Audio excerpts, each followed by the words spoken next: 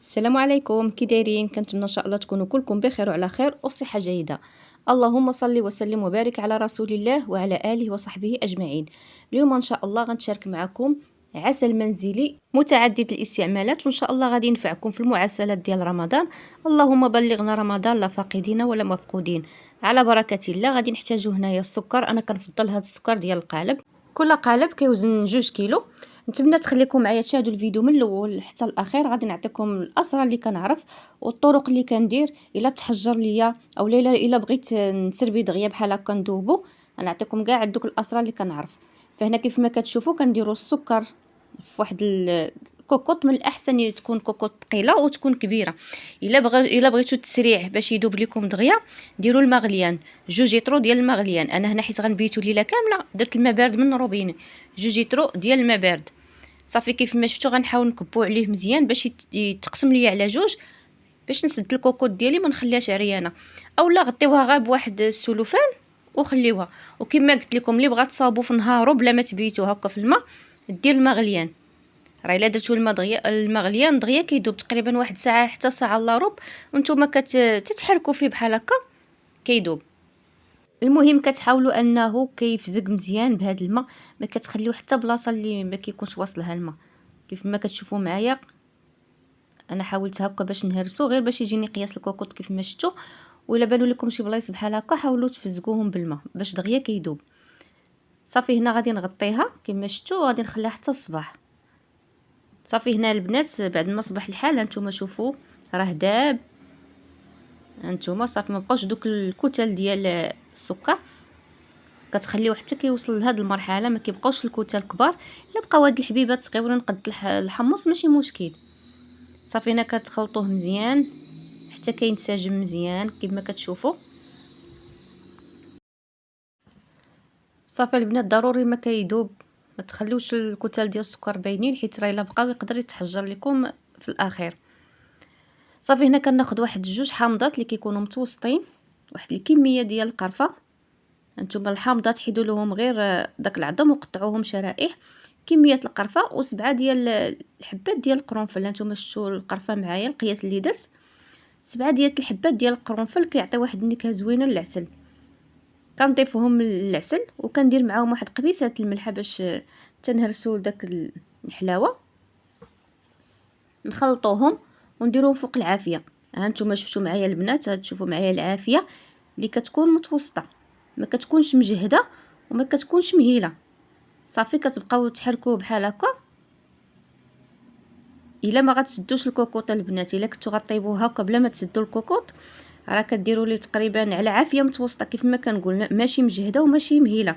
ساعه حتى ساعه و10 دقائق وما تغطيوش الكوكوط. هذا الا كنتو ما غاديش تسدوا الكوكوط. اما الا كنتو غادي تسدوا عليه غادي ديروا تقريبا ساعه الا ربع. كتحلوا الكوكوط ديالكم، كتضيفوا المسكه الحره واحد 10 دقائق حتى يتعسل الحامض يولي قهوي وكتشوف واحد الكشكوشه. صافي وكطفيو عليه. انا كيف ما شفتوا معايا هنا راه سديت الكوكوط كيف ما شفتوا، ها هي راه كتصفر. غادي نحسب ليها ساعه الا ربع. وكيف ما قلت لكم البنات اللي ما بغاش تسد عليه تقريبا تخليه بين ساعه حتى ساعه و10 دقائق، ولكن ما تغطيش. هانتوما هنا صافي بعد ما دازت ساعه الا ربع. انا عطيتكم 2 طرق ديال الطياب، اللي بغات تسد الكوكوط واللي ما بغاتش تسد. انا هنا راني سديت الكوكوط. شفتوا بعد ما دازت ساعه الا ربع هانتوما شفتوا راه بدا كيتعسل. شوفوا اللون ديال الحامض، من هنا كتعرفوا بلي راه العسل ديالكم واجد. اللون ديال الحامض كيتبدل، شفتوا معايا. صافي هنا كنضيفوا المسكه الحره. تقريبا كنضيف واحد هكا 4 الحبات كبار اولا 5 صغار كيف ما شفتوا معايا. صافي وكنخلطوها واحد 10 دقائق. هانتوما شفتوا راه ملي كتشوفوا الكشكوشه هكا العسل ديال الكشكوشه راه عرفوه راه واجد.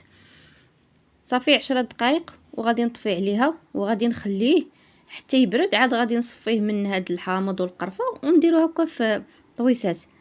واللي بغاتي تزيد تقلو دير لي واحد المعلقه صغيره تكون عامره ديال الجليكوز، حتى هو راه كيتقل لينا العسل وكيعطي واحد اللمعان وكيخليه يشد لينا في الشباكيه.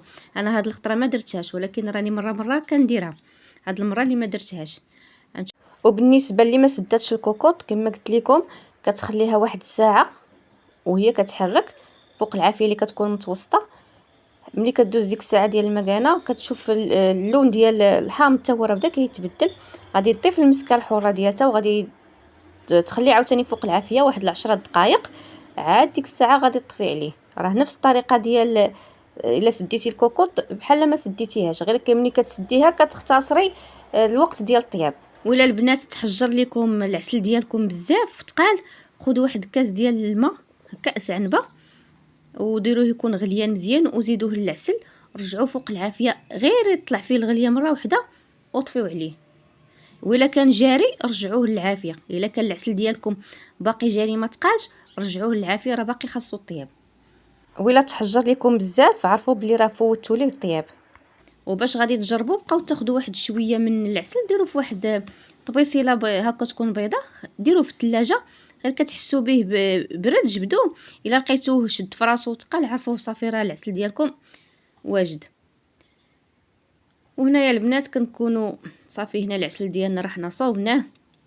نتمنى نكون شرحت لكم ونكون وضحت لكم اللي بغات طيبو وتسد الكوكوط كيفاش دير ليه، واللي ما بغاتش تسد الكوكوط كيفاش دير ليه. غير البنات كنقولها ونأكدها، اللي ما بغاتش تسد كوكوط ما تغطيهاش نهائيا، تخليها عريانه وطيبو، راه سديتوها غادي يفيض عليكم. صافي هنا كيف ما كتشوفوا غادي نصفي العسل وغادي نخليه في هذه الطاسه هكا حتى يبرد على خاطره، وديك الساعه كنصوبوا باي معسله بغينا. ومن الاحسن البنات تصوبوا العسل ديالكم قبل بيومين اولا 3 ايام، عاد صوبوا الشباكيه اولا صوبوا اي معسله بغيتو. نتمنى البنات نكون فتكم ولو غير بشويه.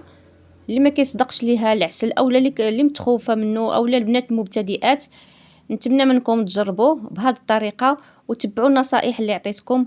راه ان شاء الله انا اكيده غادي ينجح معكم من اول تجربه، كيف ما حتى انا نجح معايا من اول تجربه الحمد لله. اول مره كنت صوبته بهذه الطريقه كيف ما قلت لكم كنسد الكوكوط اولا ما حتى لا ما بغيتش نسدها كينجح ليا كيف ما درت ليه. اي طريقه طيبتو بها الحمد لله كينجح. غير المهم ديروا كوكوط تكون ثقيله، ما ديروش شي طنجره اللي تكون خفيفه باش ما يتحرقش لكم. شكرا لكم بزاف البنات على المشاهده، وشكرا لكم بزاف سولتوا فيا البنات اللي سولوا فيا. كنغيب سمحوا لي، انا عارفه راسي كنغيب عليكم، ولكن سمحوا لي الظروف ماشي لخاطري. نتمنى ان شاء الله ما نبقاش نغيب عليكم. ان شاء الله نتمنى نشارك معكم المعسلات ديال رمضان ان شاء الله. الا قدرت راه نصور معكم اي حاجه درتها. شكرا لكم بزاف على التعاليق على التشجيعات، وما تنسونيش من اللايك والبارطاج مع الاهل والاصدقاء. دمتم في رعايه الله وحفظه، ونتلاقاو ان شاء الله في فيديو اخر مع وصفه جديده. عواشركم مباركه ومع السلامه.